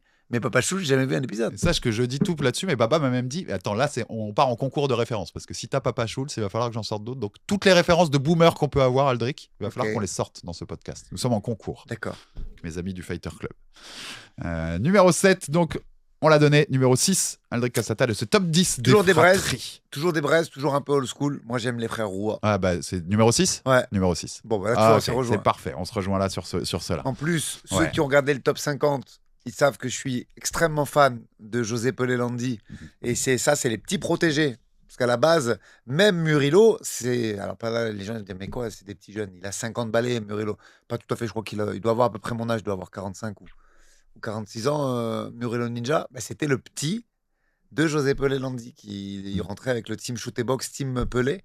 Et moi, ils m'ont particulièrement marqué avec... je sais pas, c'est pas un vent nouveau parce qu'il y avait déjà Vanderlei, mais c'était quand même plus abouti déjà, tu vois ce que je veux te dire. C'est le symbole quand même d'un vent de violence qu'ils arrivent. Mais c'était de la nouveauté parce que Vanderlei, j'ai un problème avec lui, mais pas qu'avec ses décisions politiques d'aujourd'hui et ce qu'il est devenu, pas du tout. Déjà à l'époque, ceinture noire de jiu-jitsu, on voyait pas grand-chose au sol, tu vois. Eux, ils sont arrivés, ils ont vraiment incarné ça. Shoot et box, c'est-à-dire que les frères Roy et Murillo étaient un petit peu moins forts que son frère, on va pas se cacher, mais ils sont arrivés, ils ont vraiment posé les jalons de ce truc-là. Au sol, c'était des vrais black belts qui étaient capables de faire des trucs de fou, omoplata à l'époque, garde escalier et j'en passe. Et c'était du vrai Muay Thai, c'était pas du brawl debout. C'était mecs, ils arrivaient, ils avaient la garde, le clinch avec les genoux, tu vois, il y avait une vraie attitude que... Moi, j'étais très fan de Vanderlei, même à son époque, IVC, tu sais, les combats au Brésil, avec le ring, mais le petit filet en bas du ring pour pas qu'il tombe, tu vois. C'était pas du Muay Thai. Non, ouais. On va pas se le cacher. C'était pas du Muay Thai et c'était pas du Jiu-Jitsu. C'était un monstre animé de haine et de violence, extrêmement musculeux, qui allait brûler et qui faisait crochet. Eux, ils sont arrivés, ils ont amené des trucs et moi, j'ai été vraiment très fan. Et puis après, attends, Ninja, on l'a mis dans le top 50 tous les deux. Mauricio aussi. Mauricio, moins haut, mais il a quand même accompli des trucs. Il a fait des combats de dinguerie quand même. On les a déjà dans des top 10 sur les meilleures années du MMA. La 2005 de Shogun au Pride, elle est dinguissime. Ninja, c'est un peu moins haut, mais il a accompli des trucs. Ouais. Et puis, en vrai, les deux ont des surnoms trop cool. Murillo Ninja, Mauricio Shogun, tu vois. Une forme de violence tous les deux. Shogun, donc quand même, c'est vainqueur Grand Prix au Pride. Ouais. Et c'est 12 ans au Pride. Il massacrait tout le monde. Champion light heavyweight à l'UFC. C'est celui que John Jones détrône pour ceux qui auraient oublié ça. Il y a des victoires. Il y a quand même un nombre de victoires contre des mecs. Shogun, si tu regardes les noms, donc Cyborg, Evangelista, Santos, Gono, Quinton Jackson, Lil Nog 3 fois, Overeem 2 fois, Arona, Randleman, Diabaté, bon, lui est passé le clin d'œil, Cyril, Mark Coleman, Lidl, Machida, Griffin. Non, c'est fort. Même de ses défaites à l'UFC, le combat de ouf contre Dan Anderson, où il est légendaire. Puis tu vois, moi, Murillo, il est champion à Elite XC aussi, on est trop. Champion middleweight, aussi. Moi, tu vois, je suis OGs là-dessus, j'ai vécu ces périodes et ils m'ont inspiré. Donc, je suis obligé de les mettre parce que ils ont... Alors, c'est pas Conor, c'est pas Topuria, mais ils ont révolutionné le game à leur façon. Et je te dis, même Murillo, c'est-à-dire qu'il est arrivé, il a amené un truc. Ouais, tu vois. Que n'avaient pas les autres. Total. Mais je pense que tous les deux, on s'est dit, quand on a fait notre top 10, c'est des mecs qu'il faut avoir. Les Rua, on est obligé de les avoir. Et tu vois, c'est par rapport à ta comparaison de ton set là, je pense qu'entre les deux, entre les Topuria et les Rua, si tu prends les quatre, le mec le meilleur dans le fond, c'est Ilia Topuria. Bah oui. Largement. Oui, mais sauf qu'on ne sait pas le niveau d'Alexandre. On ne sait pas exactement où peut aller Alexandre. Alors que les Rua, on sait que les deux ont fait des trucs. Une comparaison à adversaire commun avec Ousmane Nurma. Et c'est très bien débrouillé, Alexandre. Mais les deux ont fait tu vois, les Rua, les deux ont fait plus de trucs. C'est dans ce sens-là où moi je les ai. Je l'ai mis parce que là, on parle de niveau et je te dis, moi je pense qu'Alexandre Topuria est un monstre. Un monstre. Rendez-vous peut-être une mise à jour de certains top 10 dans 2 ans. Parce que à mon avis, les frères Shamrock, les frères Edwards, les frères Roy. Il y en a, ils bougeront plus. Les Gracie. Ils vont plus trop bouger. Voilà. Mais il y en a d'autres qui peuvent s'insérer à ces endroits-là. Donc, en tout cas, on l'a en commun, en numéro 6.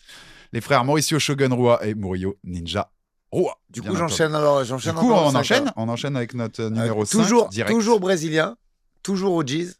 Et je vais expliquer pourquoi. Et pour moi, ils ont révolutionné d'une autre façon. C'est les frères Nog. Ouais, Nog. Alors, j'ai tu les as aussi? Plus haut. Ok. Ouais, plus haut. Moi, je les ai mis là parce que... Beaucoup plus haut, Aldric. Ah ouais? Oui. Très bien. Moi, je les ai mis là parce que après, il y a des trucs vraiment qui me parlent sur les 4 derniers. Et on va... Ouais. Même si j'ai hésité, en fait, avec les 4, puisque le 4, je peux en parler, puisque tu l'as déjà dit. C'est Patricky et Patricio. Vas-y, on y reviendra quand on fera 4. Mais j'ai hésité à en mettre les deux. Honnêtement, j'ai hésité. Et en fait, je trouve que les Pitbulls, les deux, ils ont un niveau plus homogène, donc je les ai mis devant. Et là, il y a quand même... il y a un Big Nog et un Lil Nog, quoi. Ouais. Voilà. Non, mais en fait, moi, c'est pourquoi ils sont beaucoup plus hauts. C'est une folie. Je te donne mes notes pour où je les ai placés. Donc, il y a un des gars qui a battu Sakuraba, Overeem, Dan Anderson, Tito Ortiz, Rashad Evans. Et c'est le deuxième frère. Ouais, c'est vrai. C'est le moins important des deux. C'est quoi ce délire? Après, il n'y a aucun deuxième frère qui a une liste de victoires aussi impressionnante Après, pourquoi j'aime bien aussi, moi, c'est même pas le côté carrière, c'est le côté changement du game. Je parlais des frères Roy juste avant, qui ont vraiment incarné. Je rappelle, à l'époque, les gars, il y avait le logo Shoot et Box et il y a marqué Muay Thai, Brazilian Jiu-Jitsu. Et eux, ils ont vraiment incarné ça quand les premiers pionniers, Rafael Cordero, Vanderlei et José Pelé même, ils incarnaient surtout de la violence. On voyait des stomp kicks, des piétinements. Mais eux, ils ont incarné ce truc-là, qui a guidé pas mal de mecs qui étaient dans les MMA dans les années 2000. Les Nog, ils sont arrivés avec un bagage de sol intéressant. Ils se sont rendus compte d'eux-mêmes que c'était limité, que tu pouvais plus te mettre sur le dos comme ça, que la lutte, ça mettait du temps à être maîtrisé. Donc, ils ont fait quoi? Ils se sont focus sur la boxe anglaise. Et moi, je trouve qu'au moment où ils le font, c'est des précurseurs. Et c'est ce que tout le monde a fait par la suite. C'est-à-dire qu'aujourd'hui, je te dis pas que c'est que à cause des frères Nog, mais pourtant, tout le monde les connaît pour leur triangle et leur jiu-jitsu. Pas moi. Pour moi, c'est les premiers mecs qu'on dit, oh les gars, boxe anglaise. Boxe anglaise immédiatement à un tel niveau qu'ils étaient avec l'équipe olympique du Brésil à un moment, les deux. Et pouvoir quand même amener aussi derrière ce sol et ce jiu-jitsu. Qui est quand même, d'ailleurs, tu vois, quand tu vois les poids lourds d'aujourd'hui, le sol des Nog, c'est quand même autre chose, quoi. C'était du sol adapté au MMA. Oui, c'est un délire. Avec des renversements, des inversions de position. Il y a Verdum qui a fait mieux qu'eux, mais qui avait déjà un palmarès de ouf. Big Nog, le menton, les guerres. Ils ont pris beaucoup de coups, après ils sont abîmés. Moi je te dis, il y a un combat d'Axel là au Brave en Allemagne où il prend un dépoulain de Minotaur. J'ai parlé avec lui à la fin, gros. C'est dur. Non mais les combats, Crocop par exemple. Et ils n'ont pas pris tant de thunes que ça en plus. C'est ça qui est grave. Heureusement qu'il y a des Émiratis qui les aident parce qu'ils n'ont pas pris tant de thunes. Ils ont pris des sacrés coups. Là sur la Legacy, je sais qu'il leur manque ça en grosse partie pour eux. Il manque de la thune. Big Nog, les Crocop, Sap. T'as des mecs qui se relèvent pas de ce qu'ils prennent. Le slam sur la nuque. Le mec, il va chercher les soumissions derrière. Les deux ont des noms à leur palmarès incroyables. C'est quand même le Nog, c'est quand même le premier champion heavyweight du Pride avant Fedor. Il est champion, il est intérimaire à l'UFC. On oublie trop, mais Rogerio, il est top 5 à l'UFC en moins de 93. Ouais. Quand ils mettent les premiers rankings en février 2013. On peut mettre un peu de nuance dans ce propos. 93. Mais c'est pas l'époque John Jones quand même, tu vois. C'est John Jones, c'est déjà champion. Oui, mais c'est 2013, c'est les premiers rankings. C'est l'époque où il n'y a pas grand-chose dans le. Donc, mais très important. Vous gardez cette phrase, Justine, tu me la gardes pour quand on fera John Jones dans le top 50. Parce que tu vois, si ça veut dire que le mec qui a battu John Jones à son époque, il faut mettre un gros bémol. Parce que moi, je suis complètement d'accord avec ça. Évidemment. Puisque c'est cette époque-là. John Jones. Je dis pas que tu vas pas être d'accord avec moi, mais je la garde pour les auditeurs. Regarde juste que. S'il te plaît, Matamil. Non, mais moi, même les mecs qui battent pendant son run de champion, moi je mets des gros bémols à son. Il y a DC qui a montré plein de choses, mais on en reparlera quand on parlera de John Jones. Mais il faut mettre du contexte. C'est très important, surtout quand on parle de légende et quand on voit ce qui se fait aujourd'hui. Parce que les mecs d'aujourd'hui, c'est beaucoup plus difficile, Alex. C'est-à-dire que c'est une guerre atomique à chaque. Là, il y a des mecs qui passent entre les gouttes à cette époque et tu as un niveau relatif. Mais on va dire que le nivellement, il est plutôt bas. Il faut être honnête. Il y a des phénomènes partout, mais C'est pas la même époque. Tout ça a changé. Mais ouais, dans les nogs, moi j'aime la démarche en plus, de dire ok, ça suffit plus le sol. On peut pas mettre des triangles à tout le monde. Il te plaît mon aigle, Alex? J'aime bien. J'aime bien. Je vois que tu le regardes, il te plaît. Si tu veux, je te le ferai voir plus près après non, mais l'émission. Mais tu vas voir où je les ai mis, mais oui, ils sont extraordinaires. Ouais, mais les nogs. Et je te dis, vraiment, le virage de dire on va boxer, et d'ailleurs, les résultats derrière, parce que ça marche, tu vois. Après, il commence quand le sol ne marche plus, parce qu'il tombe sur des lutteurs qui défendent les amener au sol, ils gagnent des combats avec ça, tu vois. Donc, ouais, moi, j'aime beaucoup le mindset et tout ce qui va autour. C'est plus de 55 victoires à 2 en MMA. Ils ont 10 défaites chacun, mais je te dis, non, mais c'est. Je répète cette phrase que j'ai commencé. T'as battu Sakuraba, Overeem, Anderson, Ortiz, Evans, et t'es le deuxième frère. Ah, mais juste. Les nogs, c'est quand même quelque chose d'assez fabuleux. Vous verrez où je les ai placés.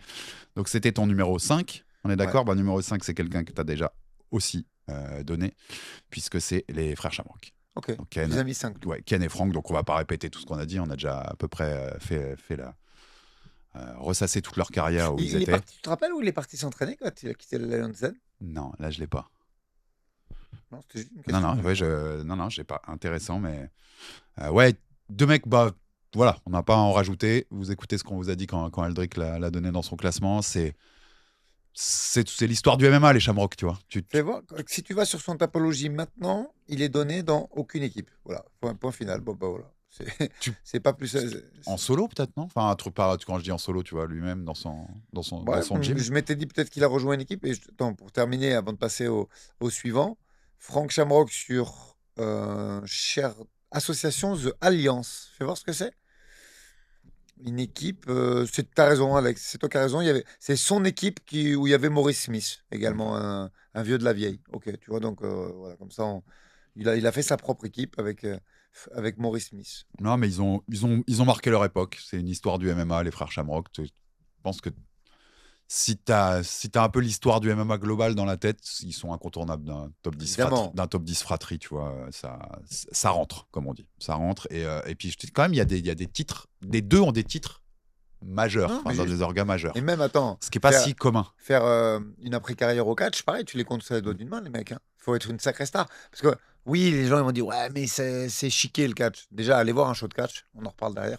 Moi, j'étais le premier à mépriser ces gens-là. Physiquement, jusqu'à ce que j'y aille en vrai à Saint-Louis à l'époque, quand j'habitais là-bas. Physiquement, c'est fort. Ouais, tu m'avais raconté quand il y avait eu la retraite de John, tu m'avais raconté cet événement à Saint-Louis.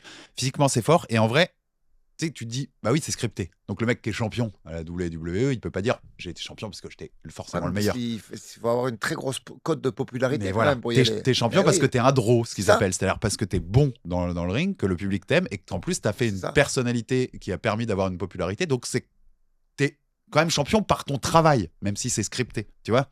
C'est une nuance importante à mettre. Très grande légende. D'ailleurs, regarde, quand je dis tu les comptes sur les doigts d'une main, c'est sur une main de lépreux parce qu'au final, il y a qui? Il y a Ronda, Brock. Ouais. Même si Brock il l'a fait dans l'autre sens et il est revenu. Ouais. Et t'as Ken. C'est tout. Hein. CM Punk a essayé, mais ça s'est mal passé. CM Punk, c'est assez mal passé. Tu sais que moi, je savais, il s'entraînait un peu avec Kyle Nelson, un pote à moi. Kyle Watson, pardon, pas Nelson, un pote à moi. Et il s'est donné du mal pourtant pour essayer de performer. Il a beaucoup bossé. Ouais. Et non, ça s'est mal passé. Ça s'est mal passé. Sinon, on est d'accord, il n'y en a que 4. Hein. Non, il n'y en a pas beaucoup. Oui. T'as un mec qui a fait le sens inverse, mais j'ai pas suivi assez de catch ces dernières années. Oui, tu avais Dave Batista aussi. J'avais vu un reportage sur lui quand il faisait. Oui, lui a fait ce truc-là. On en a parlé, un Mexicain qui était au Pride. Ah oui, Dos Caras Junior. Oui, t'as vu le mec comme il s'en dérape parlé sur un des épisodes. Et il s'était fait dévisser la tête par Crocop. Et Matt Riddle. Ah ouais. T'as raison. Et Matt Riddle, il est passé ça. Je cherchais le mec. Il est passé au. Donc t'as les passerelles quand même. Il y a des mecs en vrai qui feraient des. Ben, aujourd'hui, la dernière fois, Covington, son personnage, il était plus fait pour la WWE. Mais tu sais à quoi je pense là? Regardez quand vous avez 2 minutes, les gars, surtout que maintenant c'est accessible, c'est sur Netflix. Tu as des poids lourds qui sont d'une mobilité. Mais si vraiment tu leur apprends à se battre, là c'est trop tard, ils ont 30 balais, c'est fini. Mais ces mecs-là qui font des 125 kilos, donc tu peux les amener à 120. Quand tu vois ce qu'ils sont capables de faire au catch, bon, j'imagine que ça paye beaucoup mieux et que voilà, ce qui est fait n'est plus à faire. Mais ces mecs-là, tu leur apprends à se battre à 20 ans, Alex. Ça peut changer la donne. Ouais. Ça peut changer la donne. Ouais, c'est des sacrés athlètes. Hein. C'est des sacrés athlètes. Et tu parlais de Brock, mais Shamrock, il y a un peu de ça. C'est-à-dire que ça débute avec le MMA et les orgas historiques comme les débuts de l'UFC. Ça va à la WWF à l'époque, puis ça revient. Et il prend des titres à la WWF. Donc c'est un mec il a quand fait même un run, quoi. assez populaire et qui, ses débuts, c'est comme ça que je le vois. Il est arbitre d'un WrestleMania sur leur grand show annuel et c'est le numéro 13, si je dis pas de bêtises. Et c'est pas le combat pour le titre, mais c'est genre le combat le plus important de cette carte-là. C'est Bret Hart, Steve Austin, qui sont deux grosses stars de l'époque. Et il fait genre l'arbitre, tu vois. Mais donc, il le vendait vraiment comme une star quand il est arrivé, tu vois. Alors que l'UFC n'était pas encore du tout ce qu'elle était aujourd'hui, mais il te l'avait vendu comme un mec important qui arrive dans notre... Pour ceux qui aiment bien la boxe, c'est qu'il y a Floyd qui avait cassé le nez d'un mec de 160 kilos comme ça, parce qu'il n'avait pas retenu son poids. Le Big Show, incroyable. Ça s'est toujours mal passé parce qu'il y avait Butterbean qui avait fait de la boxe aussi chez eux. Ils avaient essayé de faire un tournoi de boxe et il avait défoncé les mecs. En même temps, tu mets des boxeurs dans ce truc-là qui n'ont pas appris à maîtriser leur coup comme ça va mal se finir. Ça se finit toujours mal avec les boxeurs. Ça va très mal se finir. Donc, mon numéro 5, Ken Shamrock, Frank Shamrock, les frères légendaires. Bon, on passe vite sur le 4 aussi. Enfin, on passe vite, à moins que tu veuilles y remettre une couche, parce que c'est les frères Pitbull, les miens. Les frères Pitbull, donc t'as un truc à rajouter sur ce numéro 4 ? Non. Donc, les frères légendaires du Bellator, on vous en a parlé juste avant. Et moi, en 4, alors là, ça m'intéresse. J'ai un champion actuel. Ça, c'est mes plus actuels. Là. Vas-y. Ousmane et Oumar Nurmagomedov. Putain, mais je te connais par cœur. Ouais. Les gars, au final, je vais finir paxé avec Kirby. Tu les as pas, toi ? Non, je les ai pas mis parce que je savais que tu allais les mettre. Et tu vois, en fait, j'ai hésité avec les Topuria. Moi, j'ai mis eux. J'aurais pu. Et toi, t'as mis les Topuria sans les mettre. Je te connais par cœur. C'est nos deux paires de frères en ce moment, en fait. Et pourquoi j'ai mis eux plutôt que les Topuria ? Parce que je trouve qu'ils. Voilà, on va dire que c'est un peu en avance. On connaît déjà le niveau des deux. Même si, moi, je suis le premier à dire qu'Ousmane va être une méga star. Mais on n'a pas encore cette réponse, on en a déjà parlé. Pas maintenant. Mais c'est quand même... Ça commence déjà, il prend des step-up.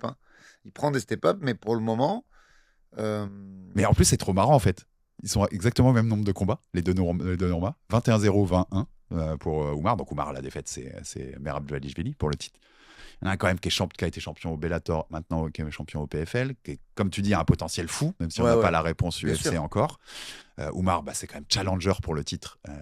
Bantamweight, qui est tombé sur un phénomène. C'est-à-dire qu'il y a quand même plein d'univers où Oumar aurait été champion Bantamweight, et peut-être qu'il le sera d'ailleurs bientôt, en vérité. Tu mets Oumar face à Petroyan, j'adore Petroyan, mais c'est pas gagné non plus d'avance, comme ça. C'est un super combattant. Il y a match. Donc, en plus, les deux, je trouve qu'ils ont quand même un jeu, par exemple, plus complet que Khabib, tu vois, puisqu'on parle de Nurmagomedov. Il y a un gros grappling, notamment Oumar. Il y a aussi on sait qu'Ousmane a plus aussi un passé de pied-point. Il y a du pied-point, il y a du fight. Les deux, ils boxent. Il y a du fight IQ. Ouais, voilà, les deux ont un jeu, je trouve, complet de MMA moderne. Et enfin, c'est létal comme paire de frères, quoi. T'as pas envie d'avoir un des deux, Ousmane ou Oumar, Nurmagomedov, face à toi dans une cage. Ils sont très forts. Ils sont très, très forts. Moi, je suis le premier, parce que souvent, en commentaire, on dit, ouais, mais il l'aime pas. Mais vous rigolez, les gars, c'est une inspiration, moi. Khabib, c'est une inspiration. Je regarde En plus, Oumar a démarré le même event que Manon, donc je les voyais côté. Ils étaient à côté en 2021, tu vois. Et Ousmane a fait ses armes à l'UE Warrior en même temps que Manon. Donc, il n'y a pas de lien, mais je les ai vus, je les ai côtoyés en Fight Week. Je suis très fan. C'est juste que quand il y a deux combats, vous me dites en commentaire, le mec, il est top 2 à l'UFC. Non. On va attendre. Non. Paul Hughes n'a pas ce niveau. Je suis désolé. Et c'est pas que j'en veux à Paul Hughes, mais je pense que vraiment, c'est Paul Hughes.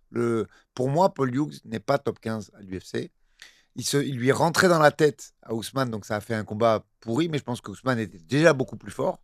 Et là où je suis en désaccord avec la commu, c'est là. Mais il en a le potentiel. Mais évidemment. C'est évident. C'est évident. Et les deux. Très bon choix, Alexandre Arbinet. On peut finir. C'est une des rares. On verra ce que donnera Alexandre. Ils peuvent finir premier, les deux. Oui, parce que les deux peuvent finir champion UFC. Ouais. Il y a un monde où les deux finissent champion UFC. Alors la probabilité est plus importante chez les Nurma, mais ouais. T'as même un monde où les deux Nurmagomedov sont champions UFC en même temps. Bantamweight et lightweight. Ça peut exister dans le futur. Et alors là, oui, pareil, on refera un. Mais bon, tu sais que moi, je pense une mise à jour. Vraiment sincèrement que les deux Topuria peuvent être champions UFC en même temps aussi. Tu vois, ça peut exister que on refait la mise à jour dans 3 ans. Numéro 1 et numéro 2, c'est Topuria et Nurmagomedov. À mon avis, on verra un Topuria Nurmagomedov. En Bantam, ça ce serait beau. On va le voir. Et pour l'instant, je te dis, sur l'adversaire qu'ils ont en commun, il y a matière à discuter. Je dis pas. Avec justement Ousmane, Rabib ou Islam dans un des coins, Topuria dans l'autre, avec la rivalité qui se. T'as une histoire. Tu sais que tu peux avoir Islam et écrire. Khabib dans un coin, et tu peux avoir Khamzat et Ilia dans l'autre. Hein. Il y a un monde où t'as ça. Hein. T'as un truc à écrire. Et même Merab dans un coin. Merab et Ilia aussi. Il y a une histoire top à écrire entre ces deux fratries, en vérité. Puisqu'en plus, tu vois, même les Nurma, ils sont très liés à Marachev. Donc si un jour t'as le Topuria Marachev dont tout le monde veut, il y a quelque chose qui peut s'entremêler dans les années à venir pour qu'il monte encore plus haut dans nos classements. On arrive au podium.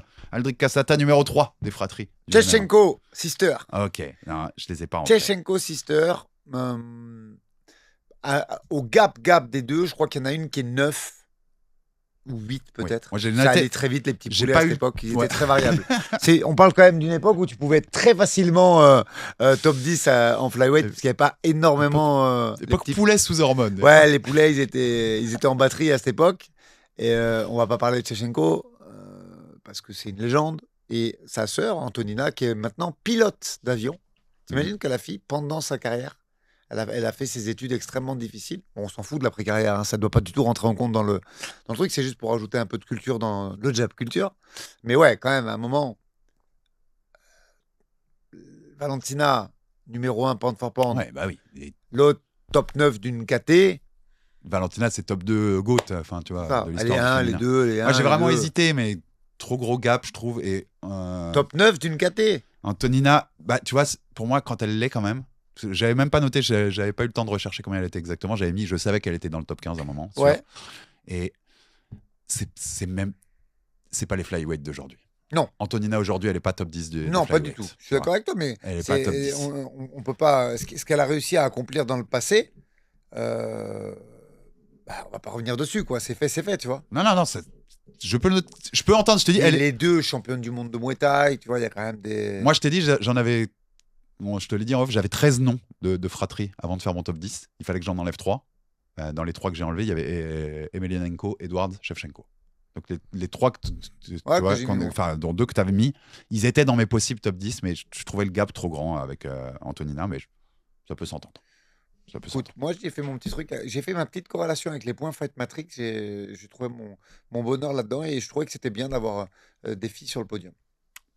Je peux te suivre. Numéro 2. Non, 3. Ton numéro 3. Numéro 3. Pour moi, exactement. On y revient avec les frères Nog. Tu as mis top 3? Ouais, les frères Nog, c'est top 3. C'est top 3. Quand j'ai commencé le classement, je les avais 1. Mais non. Et puis j'ai réfléchi. J'ai hâte d'avoir ton top 2. Mais je pense qu'on s'est rejoint. La série est folle. Je t'ai dit, la série de Lil Nog, et tu te dis que c'est le deuxième frère, c'est fou. Je trouve ça fou. Il n'y a aucun deuxième frère qui a un tel palmarès de noms qu'il a battu. Mais on a déjà tout dit sur les deux, tout ce qu'ils ont apporté dans leur catégorie. À préciser, parce que je ne sais pas si on l'a précisé tout à l'heure, que Rogerio, comme le Lil Nog, c'est un 93. Hein. C'est pas ça. C'est Rodrigo le poids lourd, c'est Big Nog. Mais en plus, il y a une mystique. Lil Nog, Big Nog, Minotauro. Je trouve ça très cool, leur histoire de fratrie ensemble.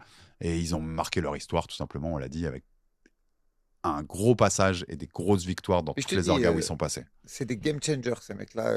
C'est important, je trouve. Donc, surtout quand on fait de la culture, les mecs qui ont participé à l'évolution de ce sport et à ce qu'il est techniquement aujourd'hui, ouais, j'aime bien. Les Nog, obligés de les rentrer. Donc, c'est sur le podium pour moi, numéro 3. Big Nog, Lil Nog, Rodrigo et Rogerio. On arrive à notre top 2, Aldric. Et en effet, je pense qu'on a les mêmes, à voir si on a le même ordre. Tu vois, on se rejoint toujours à la fin. Numéro 2. Numéro 2, j'espère qu'en fin d'année, Taylor Lapillus va arracher la tête d'un des deux. Ok. Donc, ce sont les frères Pettis. Ouais. Champ. Là, on a deux frangins qui ont été à la tête de... Alors, même si Sergio, son passage à l'UFC, aurait pu. On va être clair, on est donc inversé. Ok. Ouais. Toi, tu les as mis en 1. Ouais. Ah, je peux pas. Moi, les Diaz, c'est les Diaz. Ouais, je cède. Symboliquement, c'est plus fort. J'ai vraiment hésité à les mettre un, mais on va être clair. Donc, ton deuxième, c'est Anthony Pettis, Sergio Pettis. Moi, c'est Nick et Ned Diaz. Ton premier, c'est Nick et Ned Diaz. Et mon premier, c'est Anthony Pettis, Sergio Pettis. Donc, on va pouvoir parler des deux. Bien sûr qu'on parle et dire, de toute façon, c'est à toi, à moi. Hein. C'est une petite feuille qui sépare ces deux. Et les Pettis, tout simplement, c'est les seuls qui ont fait ça, quoi. les deux plus grandes orgas du MMA. Tu vois, moderne. Oui, mais alors post-Pride. Moi, je te justifie. Toi, je te laisse faire ta démo de journaliste que tu fais très bien, hein, et qui ne me convient pas du tout à moi. Moi, il me manque un truc parce que pour moi, Sergio, même si c'est magnifique ce qu'il a accompli, son passage à l'UFC, il est pas aussi impactant que Nate et Nick. Non. Tu vois ce que je veux te dire ? Je veux dire, pour moi, une ceinture, c'est pour tenir le pantalon, Alex. On parle. Tu vois ce que je veux te dire ? Il est quand même top 5. Hein, je sais. Mais là, on parle de Nate et Nick qui se sont élevés tous les deux au rang de superstars à des époques différentes. J'entends. Il y en a un qu'on a mis en face de JSP, l'autre qu'on a mis en face de Conor quand même, tu vois. Qui a fait ça ? J'ai vraiment, je t'avoue, les critères de champ dans les deux orgas ont fait basculer mon truc. J'ai aucun problème à mettre les Diaz devant. Mais pour moi, ils sont devant, mais c'est pas une question de ceinture. En fait, c'est une question de légende. Là, je suis d'accord. On les a mis sur des. Tu sais, pour moi, l'UFC, il y a donc le run qui te permet d'accéder à la ceinture. Il y a les money fights. On en parlait lundi, Easy, Anderson ou Easy maintenant MVP. Et il y a les legendary fights. Et ça, tu les comptes sur les doigts d'une main, ceux-là. T'as raison. Mais j'allais te dire, en fait, les premiers mecs auxquels t'as pensé, je pense, quand je t'ai dit on fait un top 10 fratrie, c'est eux. Ouais. C'est les Diaz. Moi, j'ai toujours été fan. C'est eux qui représentent le plus les frères. Tous les autres qu'on a dit là, tu dis que rarement les frères. Enfin, tu vois, tu dis si tu veux en parler des deux dans une même phrase. Mais les Diaz, c'est indissociable. Ouais. Tu penses à Nick, tu penses à Nate. Tu penses à Nate, tu penses à Nick. Quoi qu'il arrive. Donc, c'est les plus indissociables. Donc, sur ce pur critère de qui représente les frères dans le MMA, ils sont numéro 1, sans souci. Et c'est les deux qui ont été le plus haut superstar ensemble. Ah ouais, c'est des méga stars. Tu vois. Et d'ailleurs, c'est un point. T'as entendu là, il a dit ouais, on m'a proposé un film, mais je devais perdre dedans. Il devait jouer dans le film de Conor. Il dit moi, je perds pas une bagarre. Ils sont ouf. Ce qu'ils sont capables de faire même à côté du MMA, parce qu'ils font des courses d'endurance, du triathlon. Moi, j'ai toujours été extrêmement fan. Les gens oublient trop qui est Nick. D'ailleurs, tu vois, ça c'est un. Tu veux voir pourquoi la legacy en MMA des fois. Regarde comment certains fans parlent aujourd'hui de Nick Diaz ou de Nate Diaz. Tu vois. Comme si c'était des journeyman qui n'ont rien apporté à ce sport. Comme s'ils n'existaient pas. T'as des mecs qui arrivent. T'as des mecs. Ça, c'est comme le basket. C'est comme tous les sports. Ou comme le catch même. T'as des mecs qui arrivent qui ont 2-3 ans d'ancienneté entre milliers dans le sport et qui veulent devenir des analystes extrêmement pointus. Donc, ils ont ChatGPT quand même. Ils ont ça. Et derrière, bien évidemment, ils regardent le truc vite fait, sans se poser, ils voient les victoires, défaites, ils disent ouais, c'est un journeyman. Ça arrivera toujours. Au football, ça existait déjà il y a 25 ans et on ne peut rien faire contre ça. Mais je sais pas, ils ont inventé un truc. Et pareil, je te parlais des Nog tout à l'heure. Est-ce qu'eux, ils n'ont pas amplifié le truc ? C'est-à-dire que les Nog, ils ont amené ce truc de boxe anglaise. Eux, ils sont arrivés avec une anglaise de ouf. Tu vois ? Et le jiu-jitsu aussi. C'est-à-dire que eux, ils ont inventé quelque chose qui pourrait s'entendre aujourd'hui. Pas tout à fait de cette façon, parce qu'aujourd'hui, tu as le scramble qui vient au milieu, l'art de se remettre debout, ce que j'appelle moi, ce que j'essaie de perfectionner dans mon club. Mais eux, ils sont arrivés, ils ont dit, bah, nous, on ne défend pas la lutte. Qu'est-ce qu'il y a ? Nous, on ne défend pas la lutte. Nous, on boxe, tu me sautes dans les jambes, je te guillotine, et si tu t'en sors de ma guillotine, je te travaille dans la garde fermée. Et le rythme qu'ils mettaient, et tout, regarde, Conor, il se mange une guillotine, c'est quasiment... Peut-être qu'il n'y a plus personne qui lui met une guillotine à Conor parce qu'il sait la défendre, mais il est gazé. Il est gaz out, il est en sang, il saute, il prend la guillot. Et leur système qu'ils ont inventé, il était hyper cohérent, tu vois. Tu t'aurais pas beaucoup à me convaincre pour Moi, je peux te parler 1 heure des Diaz, alors que sur Pétis, à part te dire, j'espère que Taylor, il va lui dévisser la tête en fin d'année. Je peux pas. C'est pas que je peux pas te dire. Il a fait Anthony notamment. L'acrobate. Anthony, tu vois, mais je peux pas te parler 1 heure des Pétis. Les Diaz, c'est fou. Même tout ce qu'ils ont apporté, l'impact culturel, le côté même, c'est bête, hein, mais les phrases. Voilà, le côté bagarre. I'm not surprised. Bagarre, pas que dans la cage. En dehors, à l'élite XC, les mecs qui faisaient, à chaque fois qu'ils apparaissaient, c'était une émeute. Enfin, tu vois, c'est n'importe quoi. Ça avait chauffé avec le clan urbain aussi à un moment. Ça chauffe avec tout le monde. Enfin, tu vois, les doigts d'honneur, les phrases mythiques, t'as raison, le cardio illimité, la boxe, moi, je peux t'en parler. On peut faire une émission complète sur les Diaz. Les victoires des mecs, en fait. Hein. Nick, faut pas oublier, hein, c'est du Lawler, du BJ Penn, Frank Shamrock, Yuto Sakurai. Gomi, alors c'est transformé en no contest parce qu'il a pris de la weed, comme d'habitude, notre ami Nick, mais la Gogo Plata à Gomi et au Pride. Il y a des moments absolument légendaires. Mais je veux bien, pour le coup, j'étais sûr que tu les mettrais quasiment. Donc je voulais un peu changer et rendre hommage aussi aux Pétis et à ce qu'ils ont fait qui est aussi unique dans un sens. Bien sûr que c'est unique. En vrai, mes 3, le podium, je pouvais les changer comme je voulais un peu, tu vois. Ah non, Diaz, ils ont pour moi. Et je t'ai dit, au départ, j'avais mis les Nog. En plus, t'as le même physique qu'eux un peu. Je comprends pas que tu les aies pas mis premier. Les Diaz, c'est juste des Herbinet sous Virilis, c'est tout. Hein. Sergio Petit, ça ne doit pas être loin de moi non plus en physique. C'est un petit gars. Mais non, mais on oublie. En fait, on oublie trop, je trouve. J'aimais bien les mettre en avant parce qu'on oublie trop. Déjà, c'est quand même une dinguerie d'avoir été champion UFC et champion au Bellator, quand même. Au Bellator, quand même, ces 2 défenses victorieuses à Sergio, c'est Kyoji Horiguchi et Patricio Pitbull. Non, mais ça, c'est vrai, c'est fort. C'est fort. En termes de qualité de victoire, Kyoji Horiguchi, Patricio Pitbull. Non, mais le run hors UFC est absolument légendaire. À l'UFC, ce gars-là, qui a été top 5, il a battu Joseph Benavidez et Brandon Moreno. C'est vrai. Tranquille. Mais il est en demi-teinte. Tu conviens, tu es d'accord avec moi que sur l'UFC, c'est un peu en demi-teinte. Et il n'y a pas du tout le même impact que les Diaz. Ça, j'ai aucun souci. Voilà, c'est tout. Et attends, je me permets de dire ça en tant qu'analyste, pas en tant qu'entraîneur. Il faut bien comprendre qui parle. Parce que moi aussi, on est 3 dans ma tête, mais c'est moi le chef. L'analyste se permet de dire ça. L'entraîneur, il ne se permettrait jamais de dire ça. Parce que le run qu'il a fait à l'UFC est prodigieux. Et j'espère, moi, pouvoir amener des mecs qui vont faire au moins la même chose, tu vois. Néanmoins, par rapport au Diaz, je mets un petit peu en retrait. Puis ils ont aussi des accomplissements. Il ne faut pas oublier les Diaz quand même. Nick, c'est champion au Strikeforce. Walter White, c'est champion au WEC. Il est challenger à l'UFC. Pour l'intérim contre Condit, pour la normale contre GSP. Du côté de Ned, c'est challenger aussi en lightweight. Benson Anderson, qui pas de bêtises. Benson Anderson, d'ailleurs, qui est le mec que Pettis va battre pour prendre le titre, puisque ça se recoupe, tout ça. Donc, il y a des accomplissements aussi. J'ai 0 problème. Même le fight est GSP, Nick Diaz, Conor, Ned Diaz. Est-ce que c'est pas 2 des plus gros combats de l'histoire de l'UFC? Si, bien sûr que si. Question.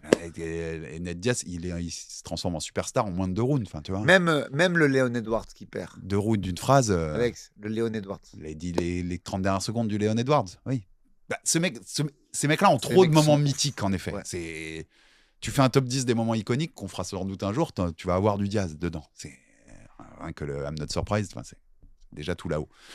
Mais ouais, non, j'ai aucun souci à les mettre, mais j'aimais bien de mettre en avant mes Pettis. C'est absolument scandaleux, mais on t'aime beaucoup. Le run de Pettis, quand même. Non, mais les mecs qui l'affrontent à l'UFC. Parce que tu peux dire, à l'UFC, Pettis, il est qu'à 11-9. Ça peut être, tu vois.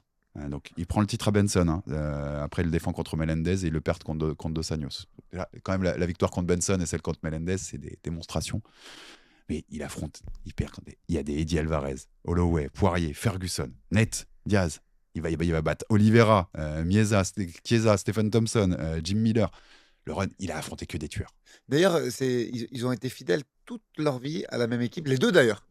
Et les Diaz. Et d'ailleurs, c'était avec le frère de Rufus, qui a battu Diabaté, d'ailleurs, qui s'entraînait, qui est décédé il y a peu de temps, d'ailleurs, paix à son âme. Et les Diaz, c'est César Gracie, pour revenir au Gracie. César Gracie. Et qu'ils ont gardé, alors que l'ancien, il a 60, il doit avoir 70 berges. Il ne sert plus à rien, je veux dire, ils auraient pu changer. Fidélité. J'aime bien, moi, ça. Mais je sais que je vais me faire cartonner dans les commentaires. C'est absolument scandaleux. Pour ne pas avoir mis les Diaz premiers. Mais je veux réhabiliter un peu Anthony Pettis. Il affronte que des tueurs à gages. C'est des carrières Pettis, que des tueurs à gages. Et Sergio, en fin d'année, il y a Taylor qui lui met un stop. Et j'espère que Taylor lui mettra un stop. Et je te dis, ça, il faut vraiment le rappeler aux gens parce que quand tes 2 défenses de titre, même si c'est au Bellator, c'est Kyoji Horiguchi et Patricio Pitbull.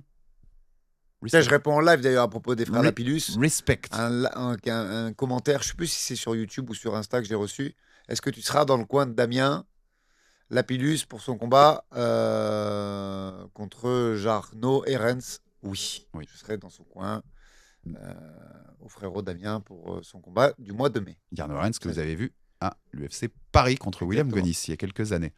On a fini notre top 10. Donc, Nick Diaz, numéro 1, Pettis, Sergio et Anthony, numéro 2 pour Aldric. Mettez en commentaire que c'est absolument scandaleux ce qu'a fait Alexandre. Mais je sais qu'en soi c'est scandaleux, mais ça va permettre de faire des commentaires. Tu connais les algorithmes. Néanmoins, on lui pardonne parce qu'on l'aime bien. Et on lui souhaite du bonheur avec le virilis qu'il a volé. Laisse-moi réhabiliter les Pettis. Tu vois. Pour se faire rattraper du France-Colombie perdu, il a volé le virilis, terminé. Donc on lui pardonne. Après, tu les as numéro 2. Non, mais moi, mais attention, je te dis, pour moi, ce classement, il a un côté inspiration, il a un côté legacy, et il a un côté. Et toujours, tu sais que moi, j'ai besoin. avec le temps, je suis devenu un homme de data. J'ai besoin de regarder les points Fight Matrix, ces trucs-là, tu vois. Et du coup, bien évidemment qu'il mérite d'être numéro 2, mais le numéro 1, il est loin, loin, loin. Je le redis une troisième fois. On enregistre, c'est diffusé de 1, tu l'as même pas vu. La miniature, je me suis pas embêté. Hein. Le mec qui fait nos miniatures, je l'ai appelé, tu me mets les 2 frères Diaz au milieu. Mais par esprit de contradiction, tu as mis Pétis premier. Parce que c'est les fratries en soi. Bon, nous te pardonnons. Mais ça va parce que c'est bientôt le dimanche. C'était important de... Mais sinon, tu n'aurais pas été pardonné. C'était important de dire que les Pétis ont fait des trucs de fou. On battu des mecs de fou, même Sergio. Et ce sera encore plus beau quand Taylor le battra. Mais on se rend plus... Tu vois, c'est aussi le... Mais Alex, ce sport, on oublie vite. Il y a des gens qui pensent que Wanderlei Silva, c'était un candidat aux élections brésiliennes. Le mythe que je te parlais aussi, Zoufa. Bien sûr que l'UFC est la numéro 1 des orgas au monde. Mais quand t'es 2 défenses, c'est Kyoji Horiguchi, Patricio Pitbull, il y a des champions UFC qui n'ont pas une qualité de victoire de défense qu'à Sergio Pettis pendant son règne. Il faut être clairvoyant et avoir des données, mais... Diaz. Alexandre Binet. Je peux Diaz. Voilà, ça c'est ta jeunesse qui ressort là, Aldric Cassata. Et comme je citais Stephen Thompson tout à l'heure, dans les frères, enfin dans les liens de famille un peu improbables, tu sais qu'on aurait pu faire Chris Weidman, Stephen Thompson, qui sont beaux-frères. Ils sont beaux-frères. Parce que Thompson est marié avec la femme, pas la mère, de Chris Weidman. Non, c'est ça. La sœur de Weidman est mariée à Thompson. Voilà, on a fait le tour des fratries, Aldric. Il y a même la rubrique People à la fin, c'était magnifique. Ouais, exactement. Dans les infos qu'on n'avait pas dit, j'ai vu que Fares Diam avait call out Raphaël Fiziev. Ouais, sur celui de Bakou. Sur celui de Bakou au mois de juin. Mais il y a, je Pourquoi pense pas, que c'est très intelligent parce que je pense qu'ils sont 3 qui doivent être originaires de là-bas à l'UFC, donc forcément il va y avoir Fiziev, sinon tu vas pas à Bakou, quoi. Ouais, tout à fait. C'est extrêmement intelligent ce qu'il a fait. C'est un très bon move. Précis dans le call-out. Pour quelqu'un. Moi j'aimerais bien le voir. Quelqu'un que vous avez connu à l'UFC avec Axel Solaris, Maki qui affrontera Alex Loeré en main event du PFL Belfast. C'est au mois de juin. Inattendu un peu, j'ai trouvé cette annonce, mais écoute, ce sera le combat en juin. C'est pas le combat où justement Paul Hughes s'est retiré, non? PFL Belfast, ça m'étonnerait pas, oui. Il me semble que c'est celui où il devait être main event et il s'est blessé, je crois. Attention. Bah, là, ils ont dû trouver un peu un main event en dernière minute. Mal, parce qu'on est Loeré Maki, c'est pas mal. Écoute, ça se regarde complètement. Ivo Baraniuski, le Polonais qui éclate tout le monde à l'UFC, qui arrive fort, le prospect qui affrontera Billy Elekana le 6 juin, donc il revient très vite après son récent KO rapide. Et Alibi Idiris, dont on a parlé dans le matchmaking 157, quand même, apprenait qu'il a été suspendu 1 an. Pour dopage. Ils sortent vraiment au compte-gouttes, ces petits trucs. Ça, c'est problématique. Quand même. Sa victoire contre Ode Osborne a été même rechangée en no contest. Idiris, donc écoute, on en avait parlé dans ce matchmaking 57. Il est absent pendant quelques temps, ce combattant des flyweight. Merci, Aldric, pour cette top 10 fratrie MMA. C'est bien rigolo, en tout cas. Très comme d'habitude. Bonne inspiration, ce Alexandre. Comme d'habitude, les top 10, on s'amuse un peu. Et bientôt, je crois qu'il reste que 2 semaines avant d'avoir la fin, le dernier épisode du top 50. Qui finira numéro 1 de notre top? Lequel des 2 top 10 va le faire le plus hurler l'autre? On verra ça à la fin de cette grande aventure du top 50. Merci à Justine en régie pour la magie. Justine qui était déguisée aujourd'hui en Tati Daniel. C'est très intéressant.